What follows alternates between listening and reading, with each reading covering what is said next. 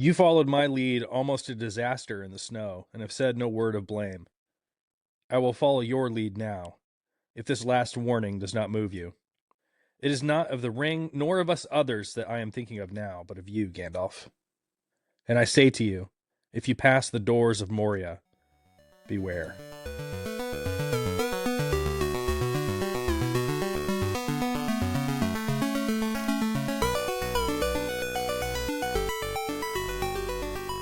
Welcome to the Wayward Wizards podcast. Today we're reading Book 2, Chapter 4, A Journey in the Dark. My name is Logan. And my name is Zach. It's an action-packed chapter this week, Zach. We got a few, truly iconic scenes coming up. We are going down into the mines of Moria. Yeah, I love the... I sort of forget about this chapter, A Journey in the Dark. Yeah. Like the sort of like transition from, the mountain to like under the mountain. Yeah. And the fight with the wargs or the wolves or whatever they are. Yeah, I guess they're wargs. Like disappearing body wargs. Yeah, strange. Really strange. Strange stuff. Next chapter, chapter 5, is where the truly iconic showdown between Gandalf and the Balrog happens. That's coming right up. Yeah, that's what I think. I guess that's maybe it makes sense that that's larger in my mind, but right. But there's a lot of cool stuff that happens in this chapter before we get there. Absolutely. As well as some, just some comedy. The character moments in this chapter are really good, I think. Oh yeah, and, Gandalf getting a little gruff with the hobbits a couple times in this. Yeah, with the hobbits, and then just his inability to remember or know how to get through the doors. Oh, that's so funny. Sam sort of blubbering about Bill and all of that is so precious. Oh, there's lots of great stuff. So there's a classic Tolkien riddle. Yeah. Mm-hmm. That's Tolkien's humor in a really boiled down state. He just loved a good wordplay riddle. I don't think I've mentioned this in the podcast yet. Stop me if I have. One thing that really struck me reading this chapter is that the story of Lord of the Rings, even though it's infinitely more complex than The Hobbit, if you just write down the story beats of The Hobbit and the story beats of Lord of the Rings, they map onto each other really perfectly. Yeah. All right, you start in the Hobbit hole and you end at a mountain. Yeah. And in between, you have Elrond's house. And then right after Elrond's house, you have an adventure in the Misty Mountains. Mm-hmm. And the adventure in the Misty Mountains starts with them trying to go over the Misty Mountains and then ending up under the Misty Mountains. Mm-hmm.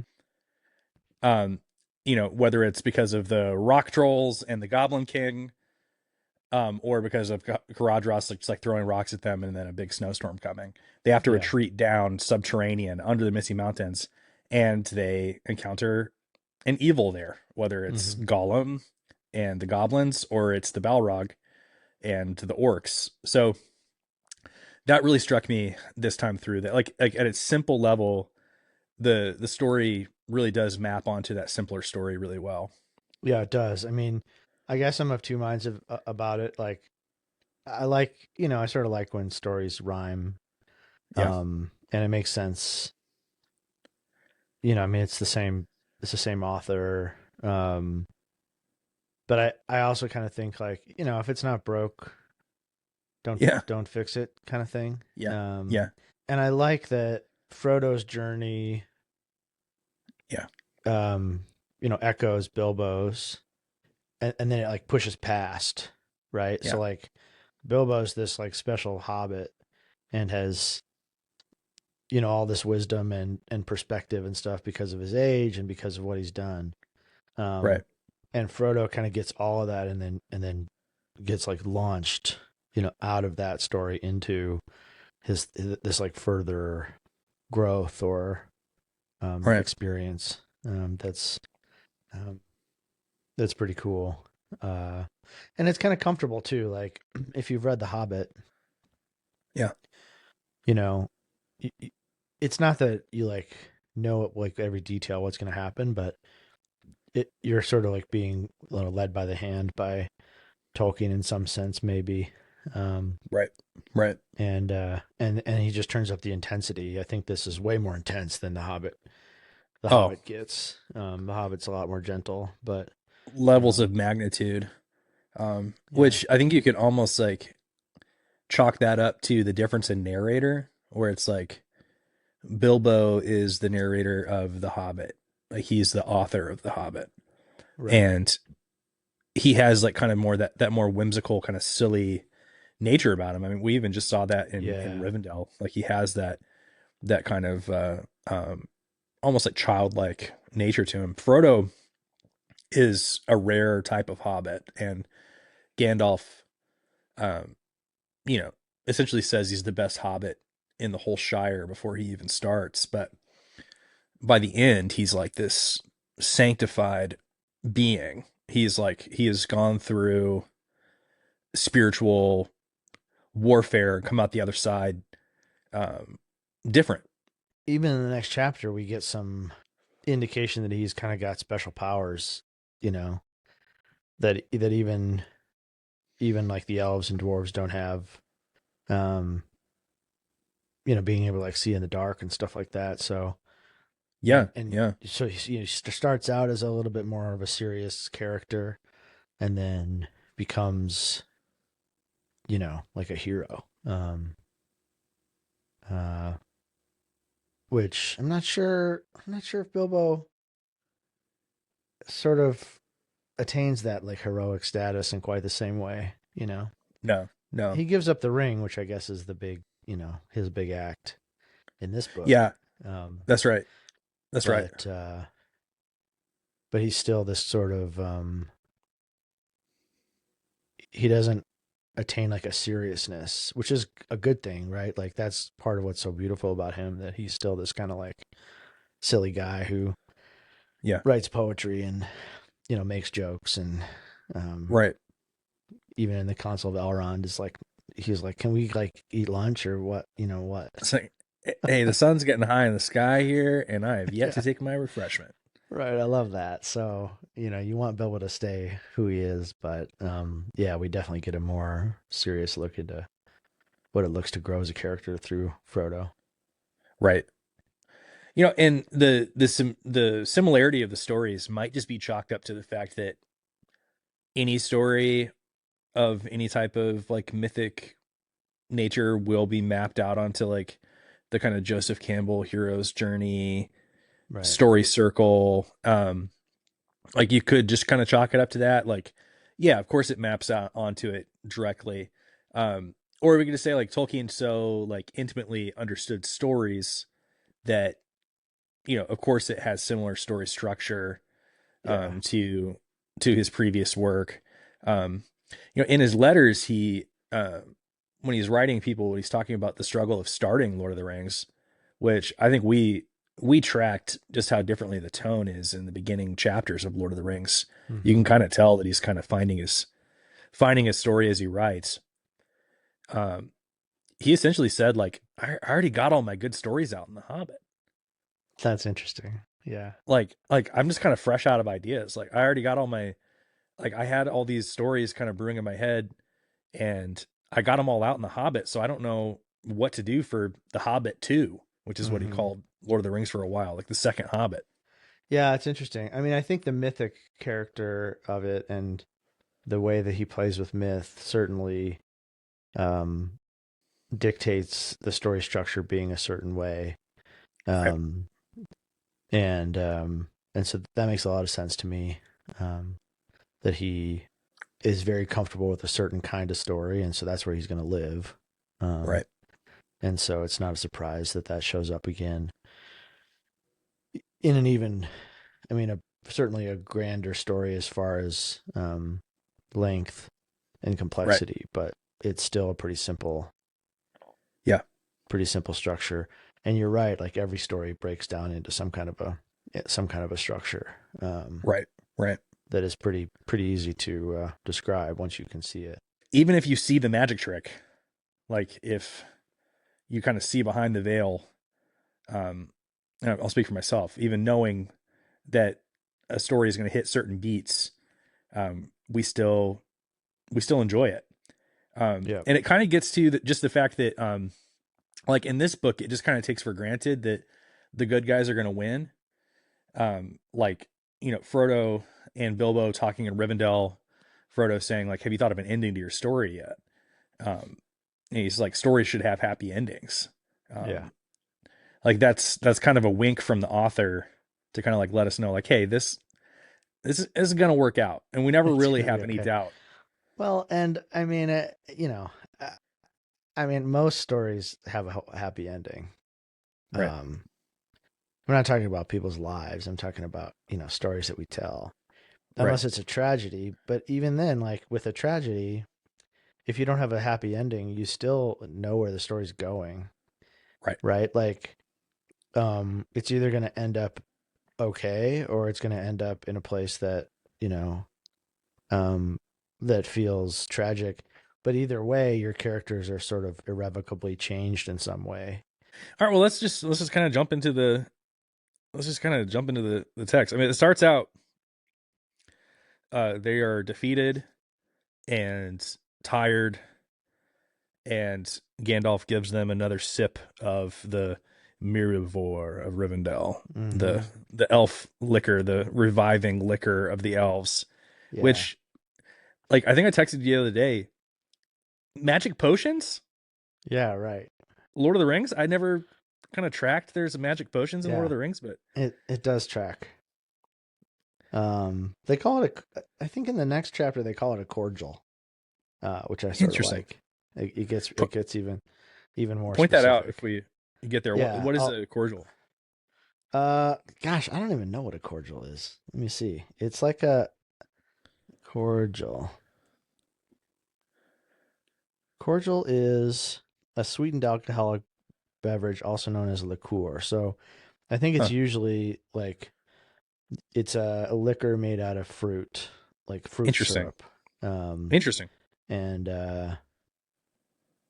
and so you could have like a cherry liqueur or a blackberry liqueur.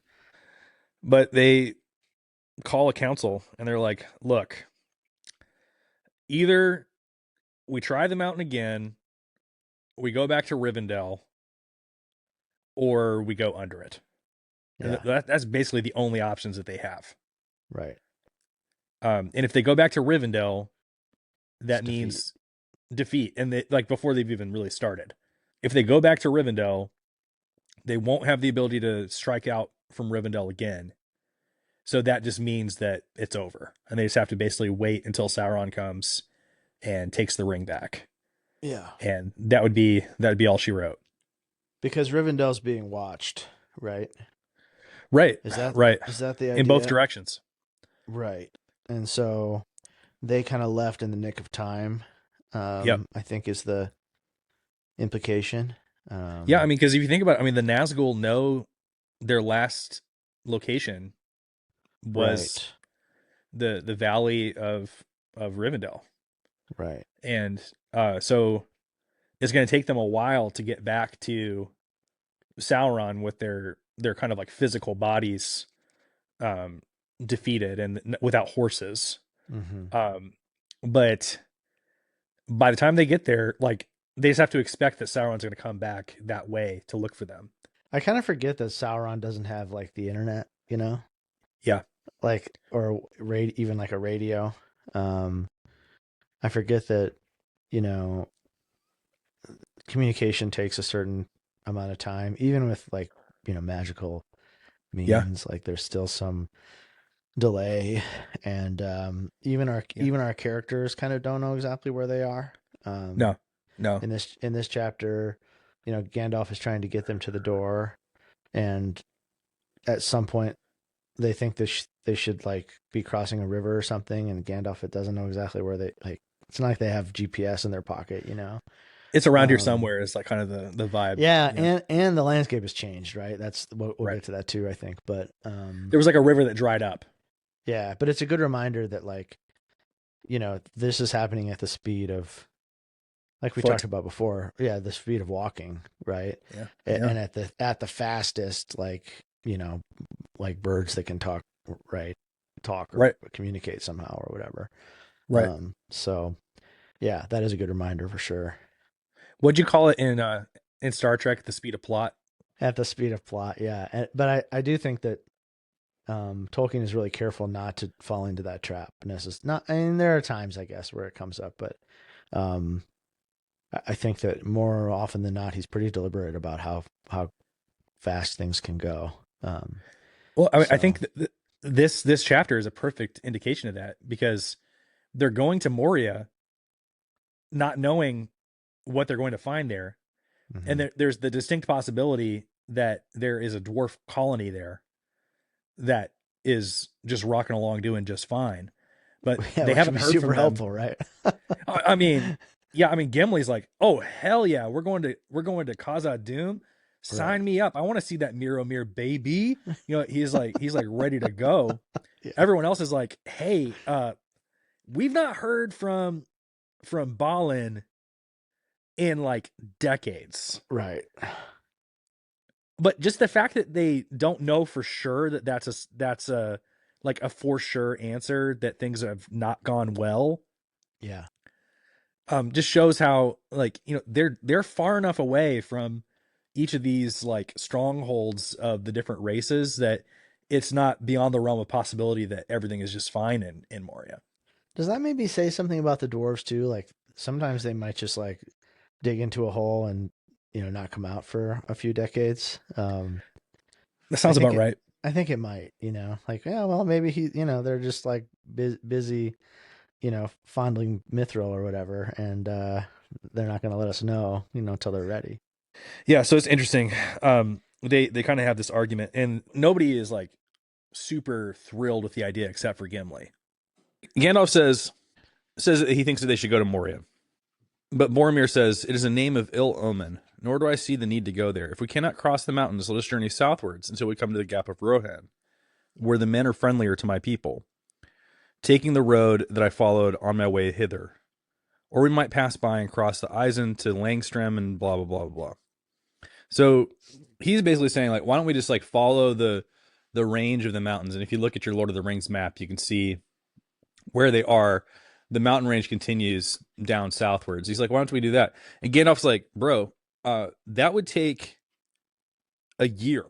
He's like, we cannot afford the time. It would take a year to walk that long. So Yeah, I mean, walking around a mountain range is like, yeah, I mean, you just think about how big mountain, like one mountain is, you yeah, know, not to mention like a whole range of them. So yeah, it's not like, and the passes they've already tried, they're kind of like easiest pass. And obviously that didn't work. So it's not like they can just go through. Um, and he's but like, it's enemy occupied territory. He's like, the right, danger will increase with every league that we go south under the naked sky. Like they're being watched from above, right. and so they can't just walk. So that's off the table. I mean, so the options as we see it are go back to Rivendell, which would mean admitting defeat, and there'd be no chance to strike out again. So Yeah. that would just be we're just in a or we're in a completely defensive mode if we go back to Rivendell. We just have to hold out as long as we can. Hmm. But we know eventually Sauron's going to come knocking. We could walk south, but it's enemy territory. It would take a year or more to get to the Gap of Rohan that way, and they're not gonna be able to do it. They'll be caught. They'll be seen, or go under the mountain. Yeah. It's like the worst bad option. Yeah, Um, yeah, and as we, you know, as we were talking about earlier, that it's an option. It's the least bad, but it's also, I mean, they kind of know the least about it also at this point. right, Like they don't really know what's going on in there.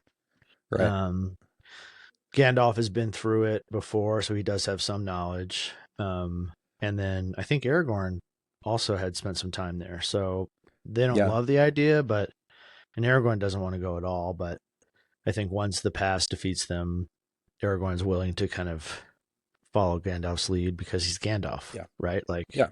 Yeah. you know, he's not going to lead him astray. And then once they're in Moria, Aragorn's like, look, there's like crazier stories than this about Gandalf. Yeah. Yeah. And so Yeah. so Aragorn like has all this knowledge, about who Gandalf is and what he's capable of. So We're skipping a little further ahead here, but yeah, did you catch that the bit? is Did you catch the bit where he was talking about the cats of Queen Beruthiel? yeah. I actually What's that underlined about? that. What is that about? I know. I remember. I want to know about that story. I mean, as far as I can tell, it was like one of the queens of Gondor, Yeah. and Yeah, she here it used is. cats to spy for her. He says he is sure of finding the way home in a blind night than the cats of Queen Beruthiel. I I want to start a fantasy metal band called the Cats of Queen Beruthiel, I think. Do you want to start that? Hell Like, yeah. should we abandon the podcast and start a fantasy metal? Hell yeah. Okay. He is sure of finding the way home in a blind night than the cats of Queen Beruthiel. So good. So, like this is another example. Like I know that Tolkien has a story about Queen Beruthiel. Yeah. And her cats. Yeah, I love that he tosses it off, but has also done the work. Yeah, yeah, If I was writing something like this, I would just toss it off and I would never do the work. yeah, exactly. What we can arrive at is that there is no other option than for them to go through Moria. It's kind of like he even calls it a council. He says like we have to call a council, and I love how you talked about the Council of Elrond starting out. It's like a funnel. It's like shaped like a funnel. Like we have Yeah. all these options, and we're going to talk through all the options, and there's going to be like a narrowing of that V of the funnel until you're just down to one possible option. Yeah. And they arrive logically at the conclusion that Moria is their best option, but they decide to like wait a little while to vote because Frodo is like, I can kind of see that the company is not leaning towards Gandalf here, so why don't we sleep on it? But while they're resting after kind of having come to that conclusion already, it becomes a moot point anyway because they hear the howling of wolves. Yeah. So Frodo has just said like, "Hey, let's wait until the morning to make a vote." And they're in despair and they're like, "Oh, how the wind howls." And then Aragorn is like, "Howls? Yeah. That's not the wind. Like, it's the howling of wolf voices. The wargs have come west of the mountains." And Gandalf's like, "I told you, Right. uh, the The hunt hunt is is up." up. Yeah. Like So good. so I think like the implication is that between the spies of the birds and then their very visible crossing of the paths of Caradhras. Do you remember at one point that Gandalf says like, "Hey, it's like written that Gandalf the Grey was here because he had to use his magic to light the fire." That it's like a beacon for anyone who can read the signs. Exactly. Yeah. So I think what he's saying is essentially like, "Hey, I told you they saw us. So like gig is up. We got to Yeah. get out of here." And Boromir, who was the biggest like antagonist against the idea of going into Moria, he's even saying like, "Hey, I won't go unless everyone else is Right. against me." And he's like, "How far is Moria?" Like, so the sound of these wolves is Yeah. pretty. If they're gonna be stalked by wolves the entire journey, whatever south Yeah, around the mountains, that it's like not gonna be doable. no, no, And then they're not even normal wolves, they're right? wargs. Yeah, They have this big fight with the wolves, and I mean, forgive me if I'm if I'm going too far ahead here, but um, we're told that I mean, the weapons that the company has do make some kind of physical contact with these Yeah, they slice their throat. They beings. shoot. Legolas hits him with a couple arrows. Right. Um, they're scared of fire, and then when the morning comes, they look around and there's no bodies. The Yeah. only thing that's left is a one of like a damaged piece of Arrow. Legolas's Yeah. arrow. Yeah. So, I mean, do they get up and walk away, or do they disappear? So I never noticed this until you and I read this together. Yeah. And like next to this page, I wrote, "Where did the bodies go?" Right. Um, this is super creepy. Let me just read this little bit here. When the full light of the morning came, no signs of the wolves were to be found, and they looked in vain for the bodies of the dead. No trace of the fight remained but the charred trees and arrows of Legolas lying on the hilltop. All were undamaged save one, which only the point was left. So essentially, like Yeah. all his arrows are like undamaged, which makes it seem like their bodies weren't even like giving much resistance to the arrows, right? So I think that's kind of the there's like implication. there's something there for the arrow to strike Right, until there isn't. right. It's Yeah, really weird. super weird. But Gandalf says, "It is as I feared. These were no ordinary wolves hunting for food in the wilderness. Let us eat quickly and go." So, this is at nighttime, Mm-hmm. and they hear the wolves coming, and Gandalf's like, "All right, essentially, like get in a defensive position. Throw fuel on the fire. Stand with your back to the flame. Mm-hmm. Pull out your swords, little hobbits. Like it's go time." Yeah. Is this their first fight as a Uh, company? yeah, I think so. So, they're untested Yeah, fighting together. how do they work together? And yeah.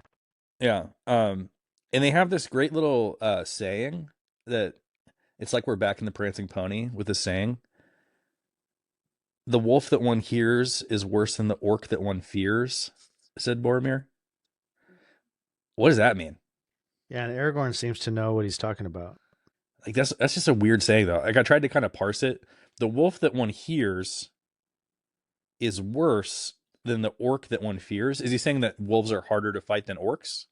Yeah, or maybe that, if you hear a wolf, it's close enough to you to be a problem. Yeah.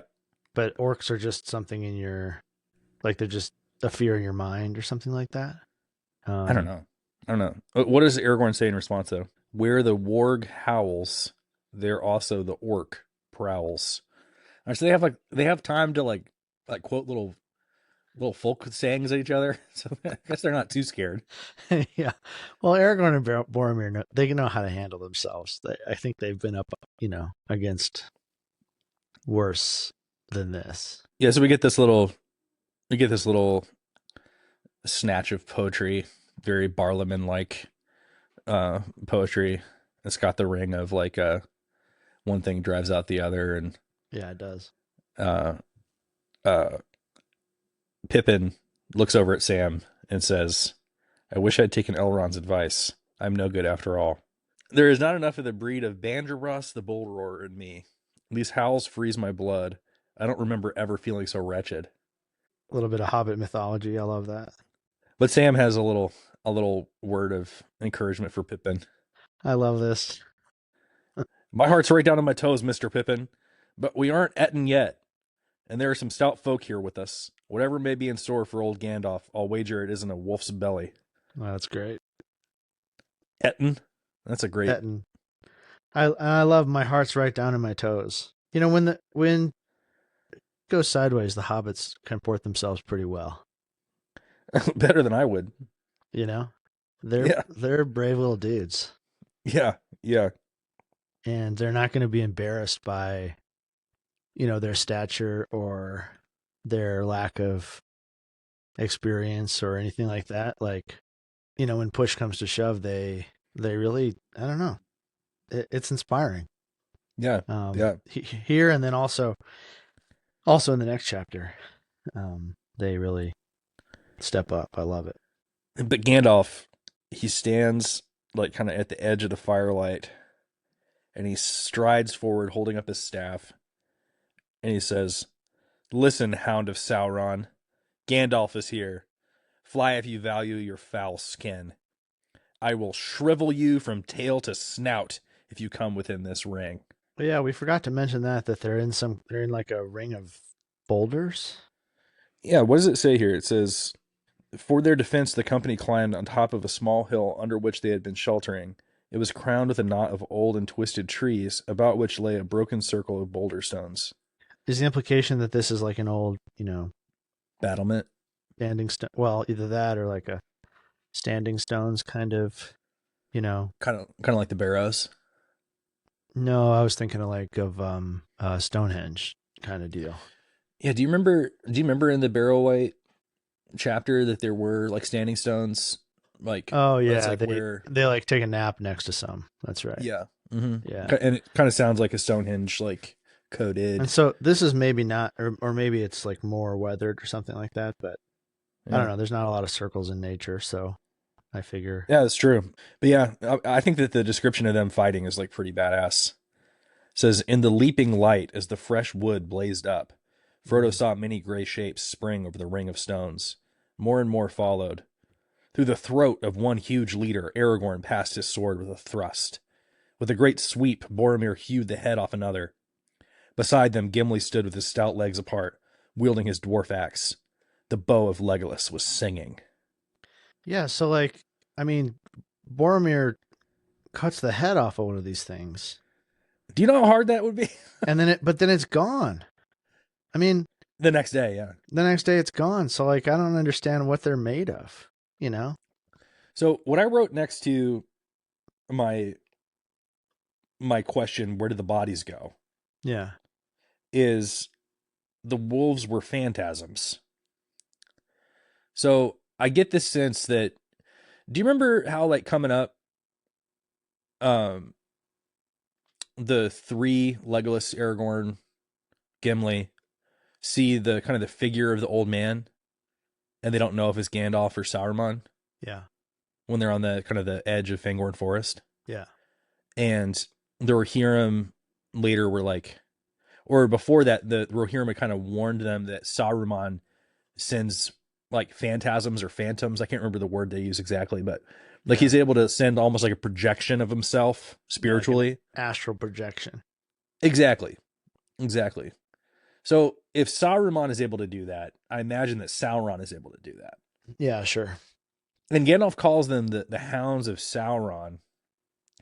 And there's some connection between Sauron and wolves. Like at one point he's called like the Lord of Werewolves. Yeah, you're right. And in the story of Beren and Luthien, especially his stronghold is called like the Tower of the Werewolves or something. People who Mhm. know the story better than me are probably like screaming at the radio right now. But so there's some connection between Sauron and wolves. Yeah.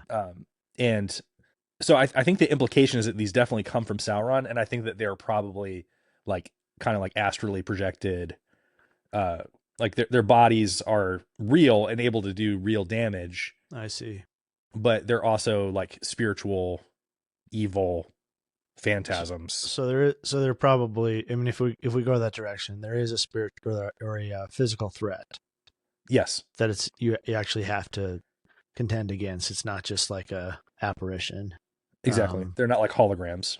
Right, but it's also something that at the end of the day is not going to leave like a physical remain. No, no. Um, Or that they've been just kind of like their physical bodies have somehow been kind of like dissolved yeah. because of their evil. Um, kind of like the Morgul blades, actually. You know how the Morgul blades Oh kind yeah, of they dissolve too.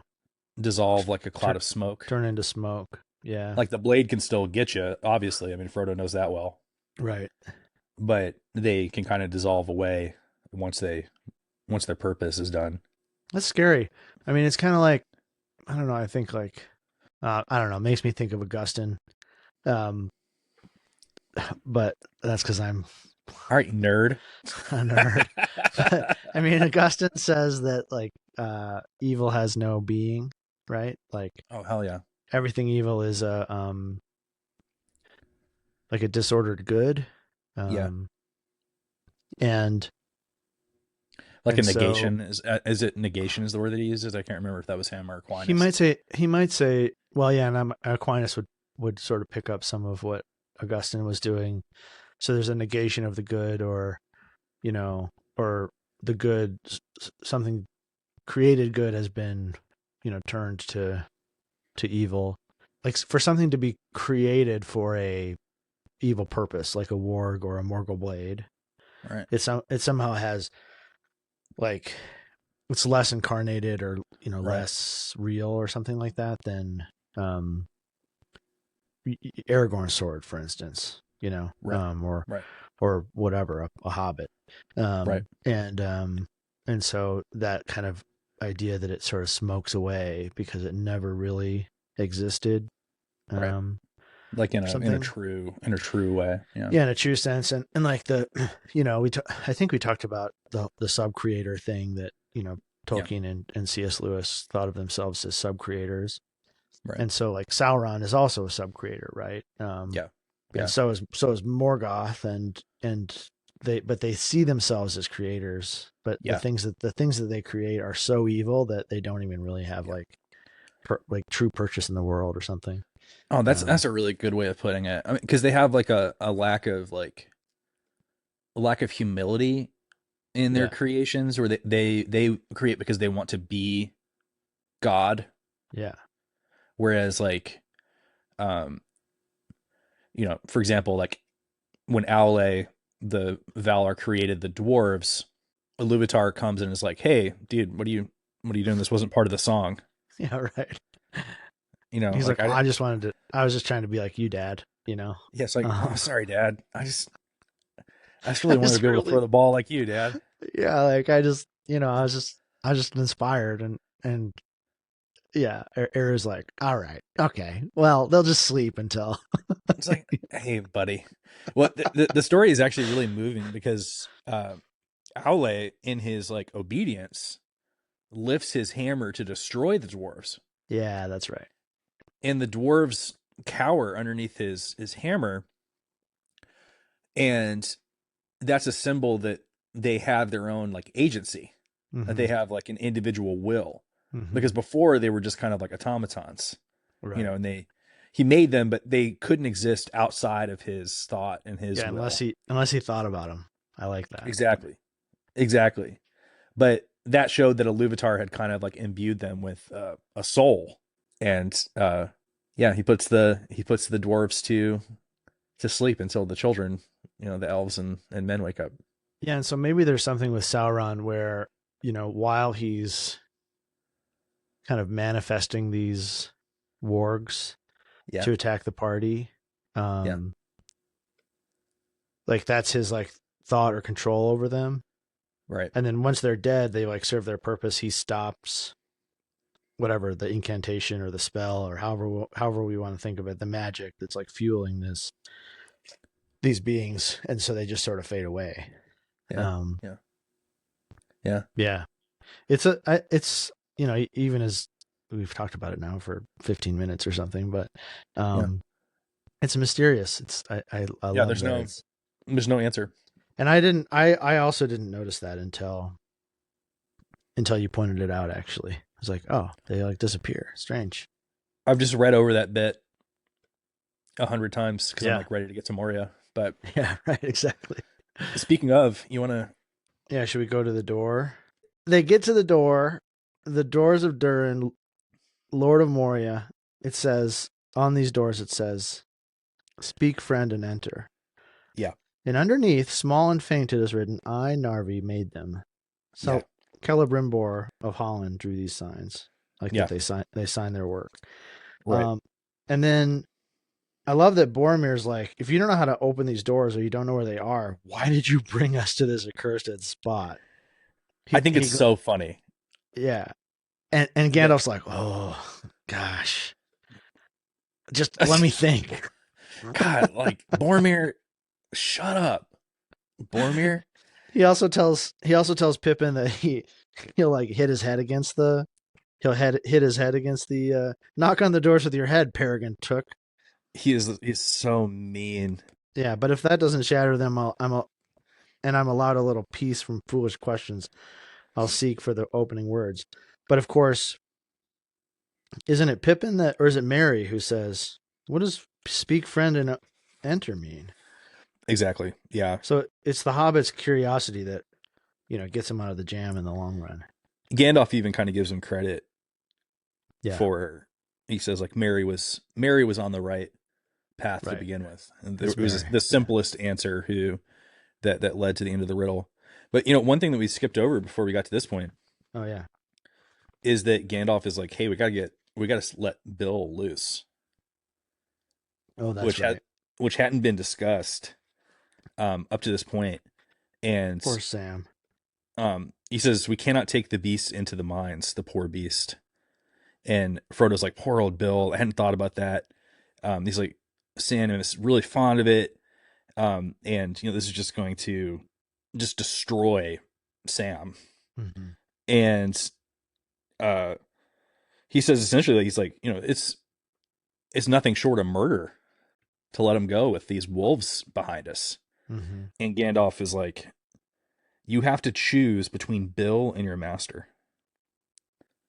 I mean, this is, talk about the choices of Master Samwise. Like Yep. he has to make a choice. He's like, you love this animal. It's a genuine love. You saved it from Bill Ferny. You gave it a name. And now you have to let it go. And Yeah. that's a really sad thing. But he lays his hands on his head and speaks to him in a low voice. He says, go with the words of guard and guiding on you. You are a wise beast and have learned much in Rivendell. Make your ways to places where you can find grass, and so come in time to Elrond's house, or wherever you wish to go. I like that he takes Sam seriously. You Yeah, know, yeah, Gandalf. There's a tenderness there, and he he doesn't just dismiss Sam's grief about this as like foolishness or whatever. yeah. He takes that time to kind of maybe even like give sort of a. It doesn't say it's a word of command, but a little bit of a It's like a spell. Yeah, magic spell or advice, to the to Bill. Um, and then he says, "There, Sam. He'll have quite as much chance of escaping wolves and getting home as we have." yeah.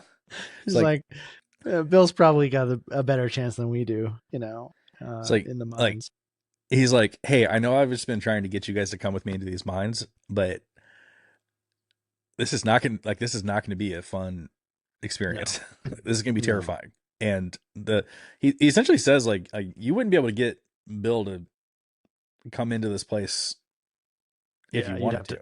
you'd have to drag him in, and Sam's like, well, he would follow me. They're Yeah, yeah. they're two peas in a pod, Sam and Bill. But good on Sam. I mean, I think this is like one of the first times that Sam has to really make a choice um, of some consequence. The next time that he has to do this, I think, is really at the Mirror of Gladriel when he sees the Shire being hacked and burned Yeah, and mistreated. And he's like, I got to get home. And Gladriel's essentially like, you have to choose, you know, yeah, either you leave now and go back home, take the long road home by yourself, or you stick with Mr. Frodo. And that's what he does. yeah. And that's his. I think that's his big moment of agency is to stick with Frodo rather than go back to this place that he loves. Right. Right. And I think it shows that he sees the bigger picture too. Yeah. In that moment, obviously we'll get there in a while, um, but Sam, I mean, it's these little character moments. I don't know. People talk about how none of the characters change in Lord of the Rings, and I just think it's just a miss. You're not reading closely enough. You know, No. No. I think the characters do grow and change. Yeah. Probably none more so than Sam. uh, he is. I mean, he sort of becomes the hero of the story by the end, and you don't expect that when you read the first book of Fellowship. I don't think. I can't really think of a single member of the company who doesn't have like a significant transformation. Yeah, Gimli and Legolas grow They like become toward each friends. other. You Yeah. know, I mean, Yeah. Aragorn steps out of this, disguise that he's been wearing, and He casts off the um, ranger and becomes the king of men. even Boromir like finds humility and sacrifice, in a way that he I don't think really understood before. Um, Gandalf literally dies and Gandalf comes gets back from that death. glow up. That Gandalf glow up. Gandalf the Yeah. Grey no more, baby. So, um, All right, so they're at the walls of Moria. So they've traveled some like 15 miles, give or take. They get to the walls, and Mary, sees the inscription and says, what does it mean? Speak, friend, and enter. And Gimli's like, that's plain enough. If you're a friend, you speak the password, and the doors will open, and you can enter. wrong. Well, Gandalf says, yes, these doors are probably governed by words. Some dwarf gates will open only at special times or for particular reasons, and some have locks and keys that are still needed when all the necessary times and words are known. These doors have no key. In the days of Durin, they were not secret. They usually stood open, and door wards sat here. But if they were shut, any who knew the opening words could speak it and pass in. At least so it is recorded, is it not, Gimli? And Gimli says, it is. But what word it was is not remembered. Narvi and his craft and all his kindred have vanished from the earth. And then Boromir says, but do you not know the word, Gandalf? And Gandalf's like, no. The others look dismayed. So you imagine a groan. Oh my God. Yeah. It's only Aragorn, who knew Gandalf well, remained silent and Right. unmoved. So everybody is like, what? It's so funny. What do you mean? You told us to come here. You don't even know how to get in? Yeah. Then what was the use of bringing us to this accursed spot? Cried Boromir, glancing back with a shudder at the dark water. So one thing that we didn't mention is that you talked about the nastiness of the water. Hmm. So there was supposed to be a stream that ran in front of the gate, but it's Hmm. been dammed at some point. And so they have this like murky, nasty pool like right up Yeah. to the edge of where the gate is. And we'll see in a second that that's not an accident. The answer to your first question, Boromir, said the wizard, is that I do not know the word yet, but we shall soon see. He starts just like running through every password that he knows. It's like, you're locked out of your Amazon account. And so you're like, all right, was it this password? No. Okay. Was it this password with an exclamation point at the end? No. Okay. Was it this password with the first and last words capitalized? No. You just like kind of like work your way through. It's like, all right, was it the one that I used for AIM in 7th grade? No. I like that he gets so frustrated that he just starts saying Open. like password basically. He's like, Yeah. open, open. And he's like banging the wall with his staff. Yeah. We've all been there, Gandalf. Yeah. He even throws his staff on the ground. He's so frustrated.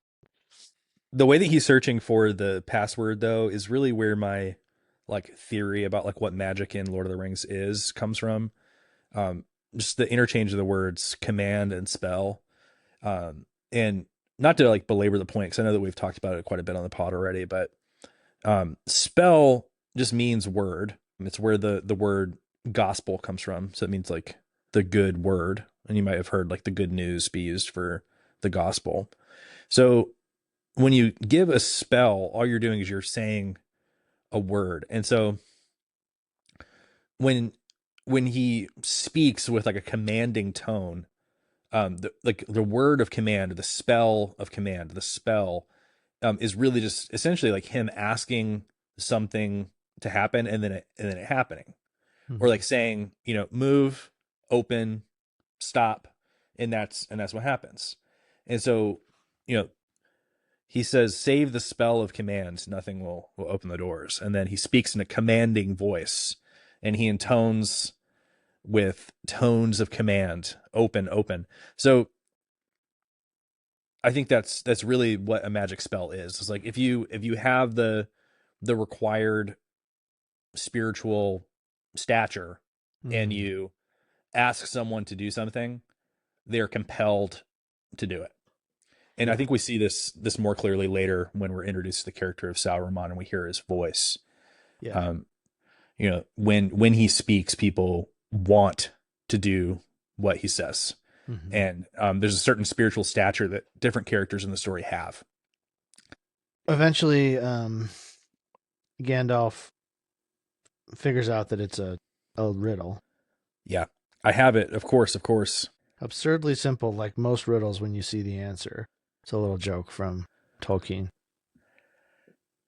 And he picks up his staff, stands before the wall, and says in a clear voice, "Melon!" Sure enough, it opens. The door opens. There's a seam where there was no seam before. And inch by inch, the door opens up. But unfortunately, because Gandalf had to go through his password manager and do every combination of password that he could. Yeah.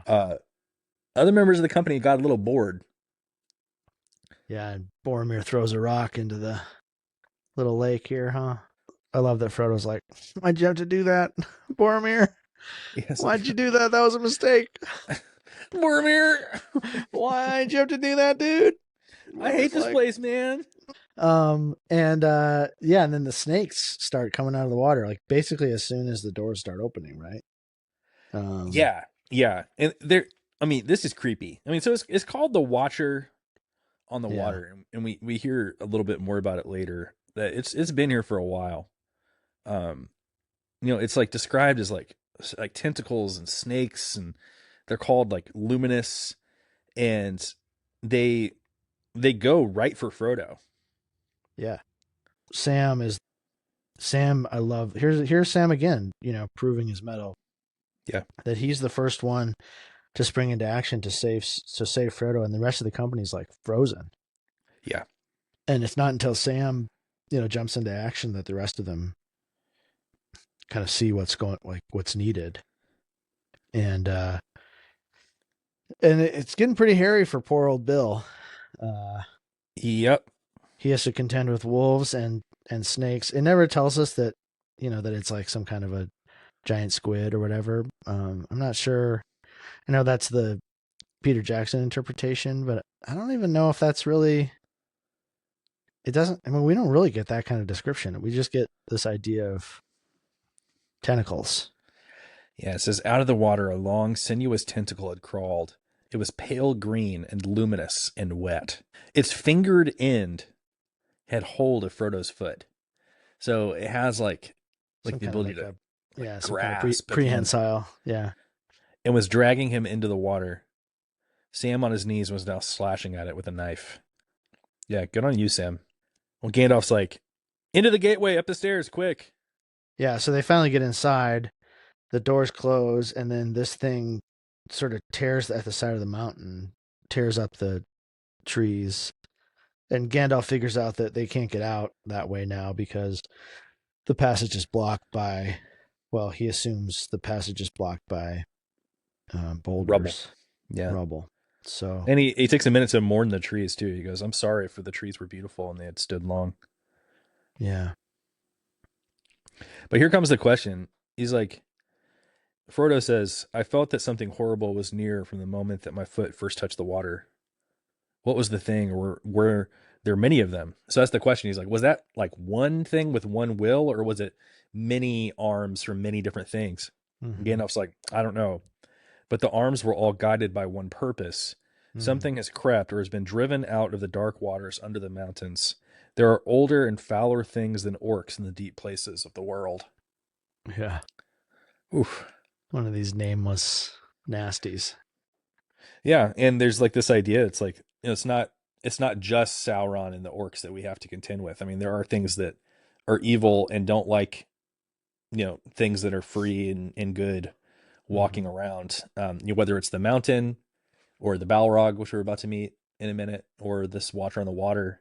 Like, it's unclear necessarily who they serve. Gandalf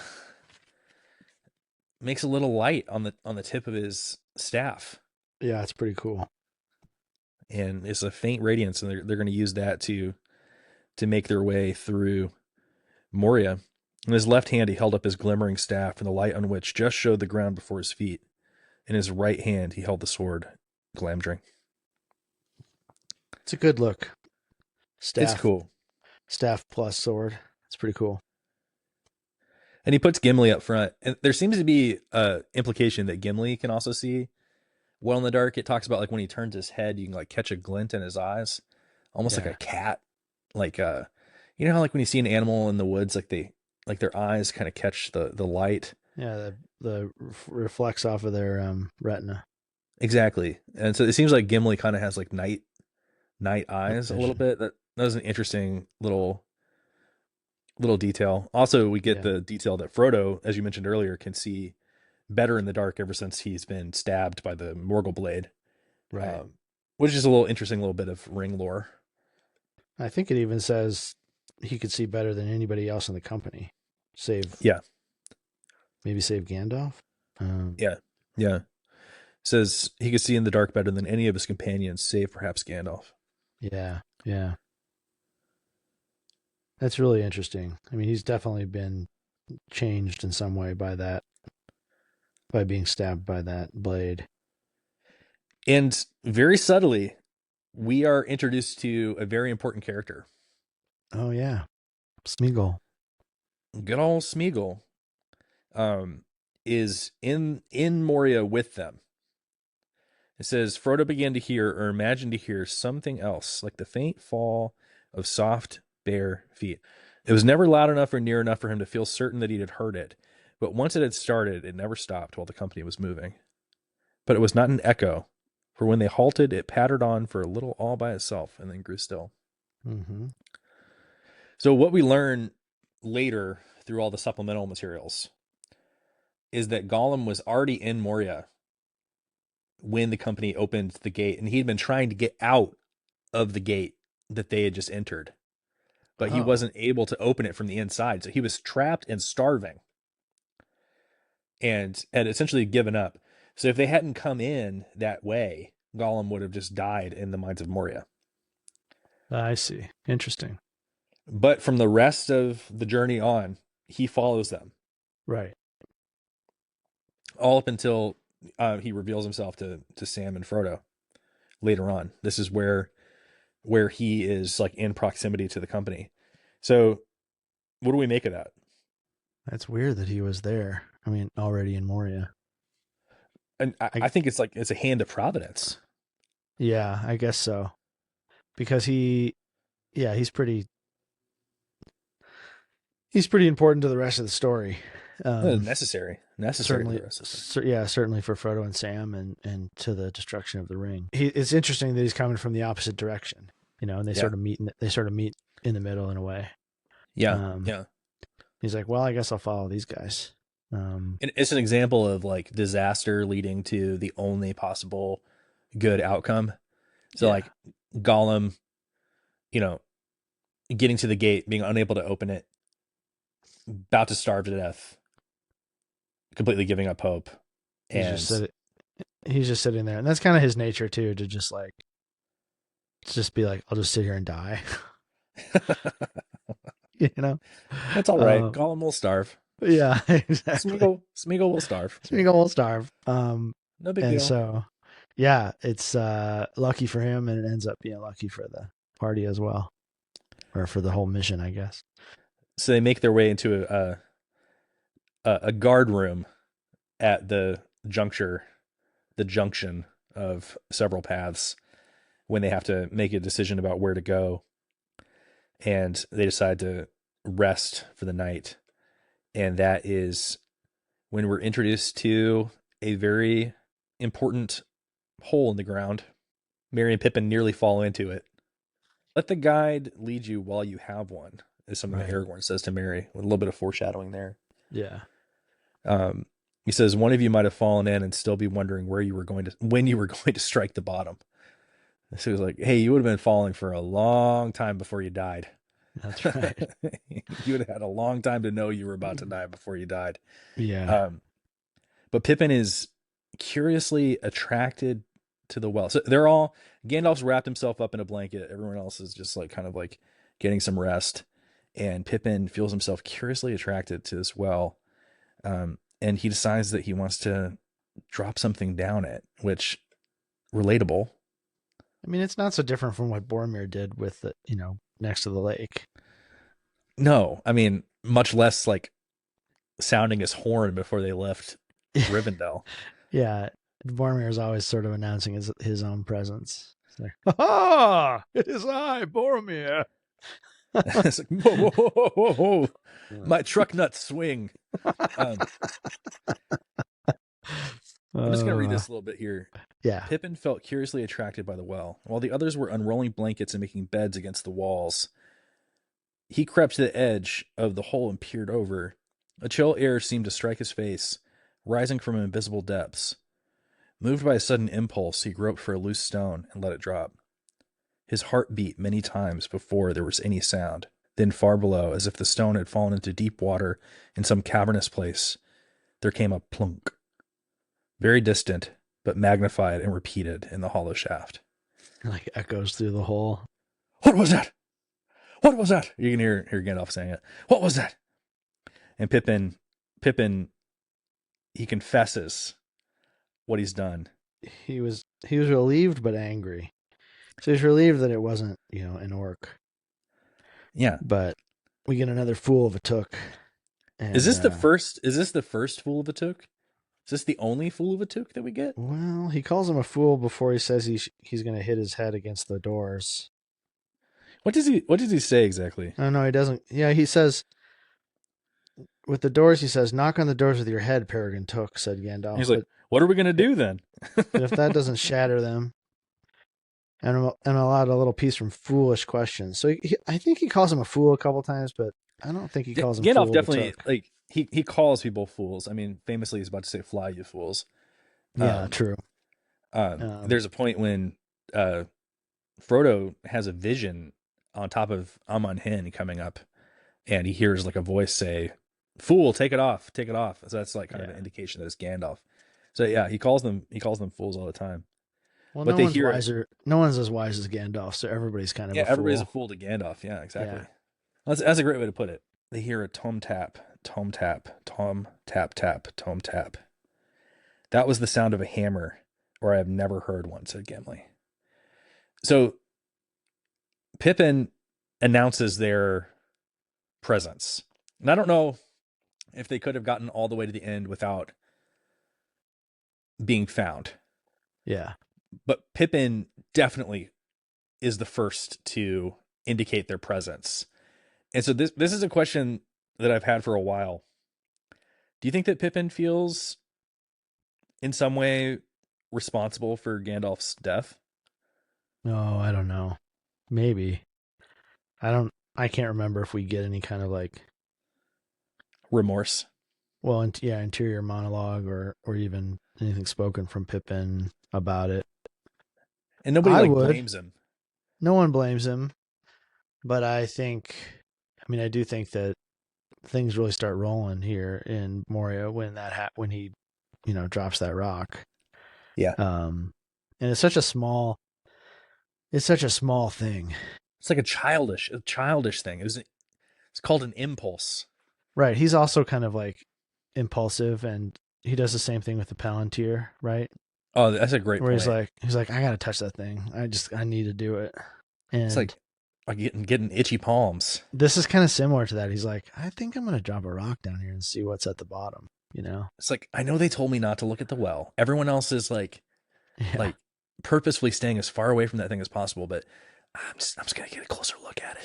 He even feels. I mean, it says that he wishes that he could put at least like a blanket over it or something. Yeah, like he knows he shouldn't.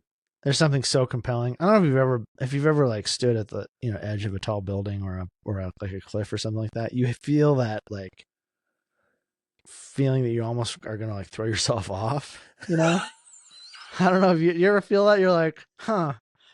Maybe I'll just step over the edge here and see what happens, And I think that that's kind of what's going on here with Pippin. But instead he just, he just drops a little stone.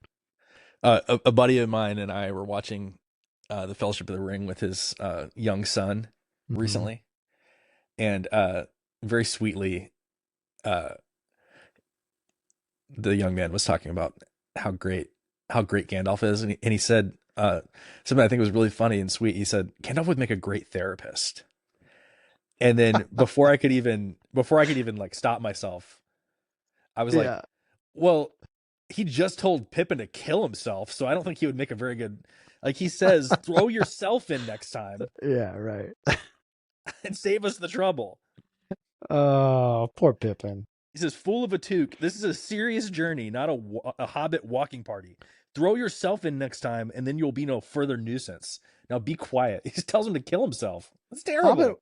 Hobbit walking party is a throwback to the beginning of the book. You know, their first chapter away from Bag End. Oh yeah, It's oh kind of yeah, cool. Yeah, so Pippin really puts his foot in it, and yeah, he's pretty miserable. It says he sits miserable by the door in the pitch dark, kind of right, removes himself. But then he has real fear, and Gandalf can't sleep. You know, he's trying to figure out yeah. where to go, where to go next. And he lights up, man. I mean, one thing that I was thinking about as I'm reading it this time, I'm like, all right, you can't drop a rock down a well because it might indicate your but you presence. can Are light, you gonna but you light can some light like a pipe. like I mean a fragrant smoky pipe might be just as so, but I think he says, like, oh, I've not tasted smoke since before the snowstorm. So he's like, Mm-hmm. oh, I'm jonesing. So he lights up his pipe, and then that ultimately uh reveals which path he's going to take. Um and he leads the way. He says, I do not like to feel the middle way, and I do not like the smell of the left hand way. And there is a foul air down there, or I'm no guide. I should have took the right hand passage. It is time that we begin to climb up again. So he leads the way. Did you know the will-o'-the-wisp? Yeah. What is a will-o'-the-wisp exactly? Is it like a is it like a fairy or something? Like what is it? Yeah, it's like a disembodied spirit. And I think that it's maybe like a Celtic uh mythology Huh. um fairy tale thing. There are will o' the wisps in well, the first time I came across it was Ultima Online. But Nerd. Nerd. you could fight will o' the wisps, but um they're also in the movie Brave, the Oh yeah, exactly. Pixar movie. She follows a will o' the wisp to the I can picture which it now. It's like kind of like an to the orb of yeah, it's just like an orb light. of light. hmm Yeah, interesting. So yeah, I think like yeah, a fairy or just sort of like a disembodied spirit, kind of a light in the forest. It's a great word, will o' the wisp. Yeah, it just it struck me this time. Well, they make their way into this cavernous hall, and Gandalf shows the extent of it with like a little bit more light.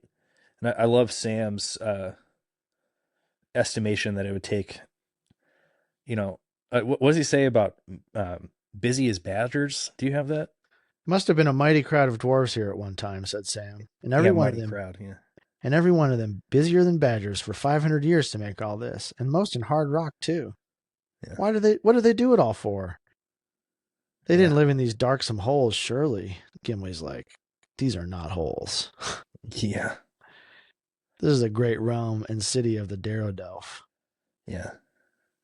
And of old it was not darksome, but full of light and splendor, as is still remembered in our songs. Then he gives us the longest song in the world. this is a long, this is a long song. The longest song in the It's so long. world.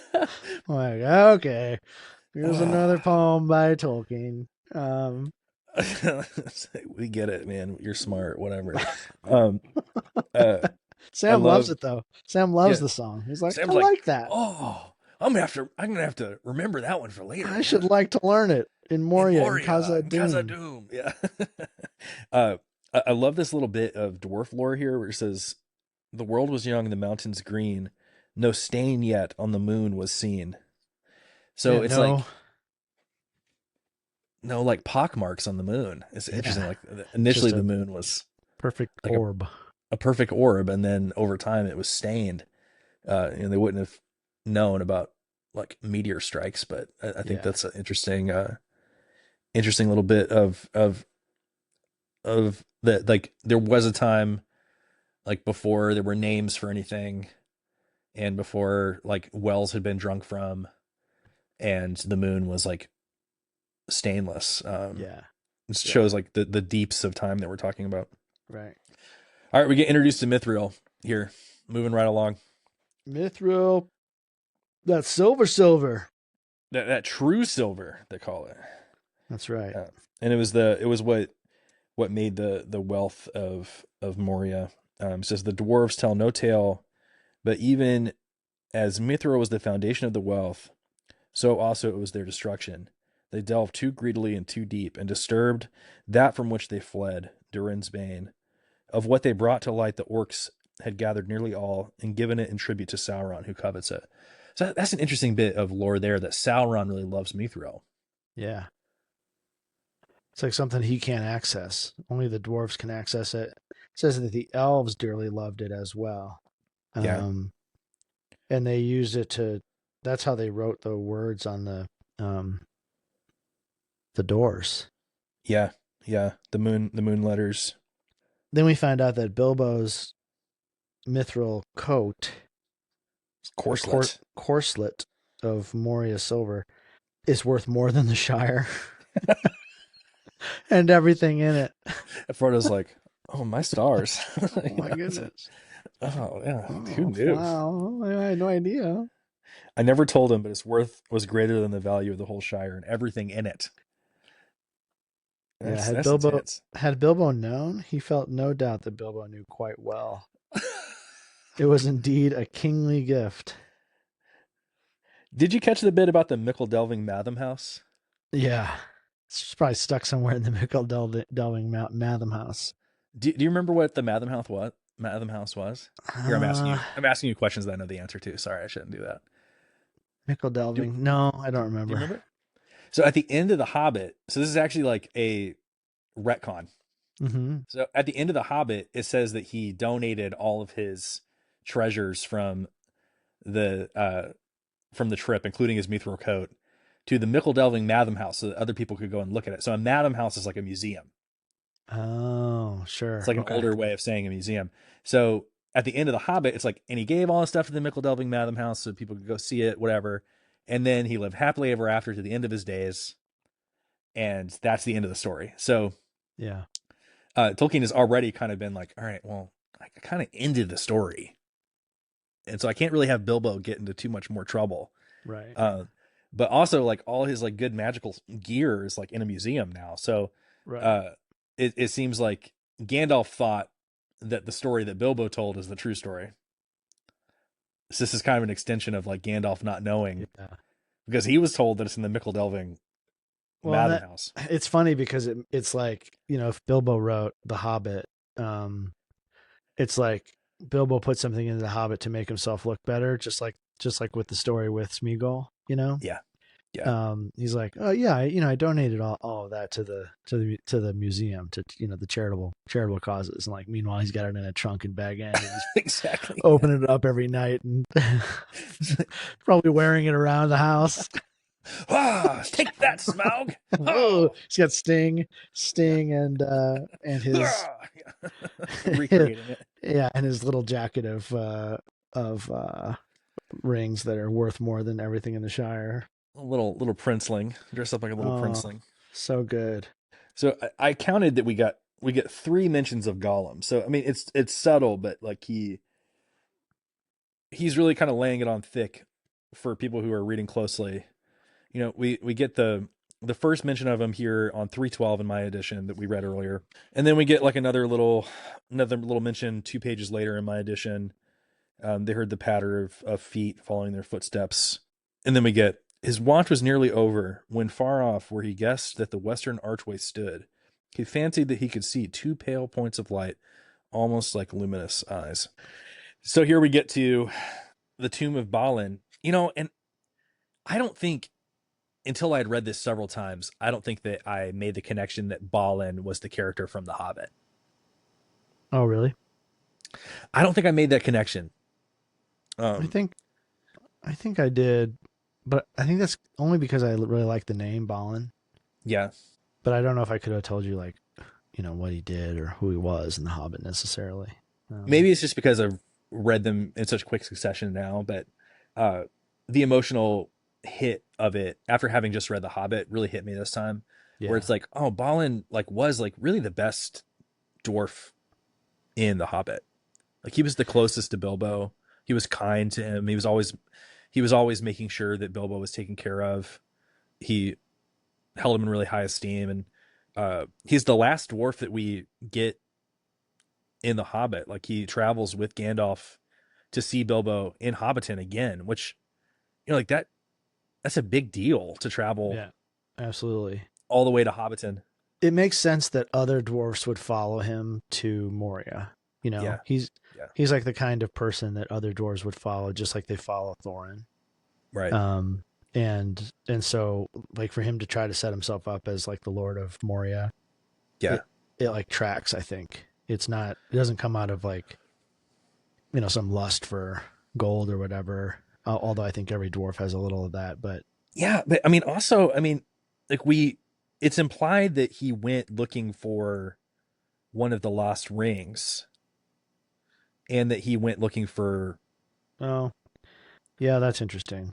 So it's like he's a good, kind character, but he is kind of drawn into this foolhardy task that ultimately leads to a lot of people dying. Yeah, It's like a colonial effort to go back and reclaim this lost ancient kingdom, and it ultimately leads to a lot of people dying, including other members of the company in The Hobbit that we grew to love and care about. And so it really just struck me this time just how sad um Frodo wouldn't have met Balin, but like if Bilbo was here, this would have been it would be a really upset. devastating scene. Yeah, And Gandalf knew Balin really well, yeah, it is sad, and as did Gimli. I mean, Gimli would have known Balin. his. I mean, it's not until the next chapter, but even his death is pretty like tragic and almost like meaningless. Yeah, Um, he was just he's shot. just he just goes down to the lake to look into the mirror and just gets Yeah, shot, and it's yeah, like, oh God, that's you know. that's Then the terrible.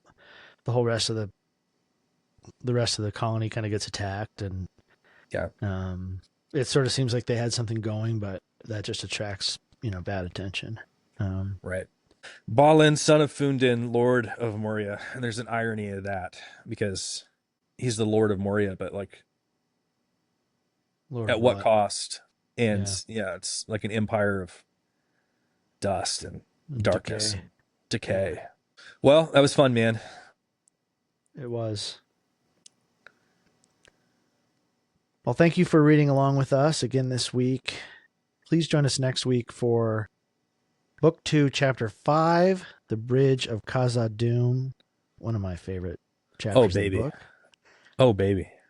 And of course, if you want to help us out, you can share this podcast with a Lord of the Rings fan in your life.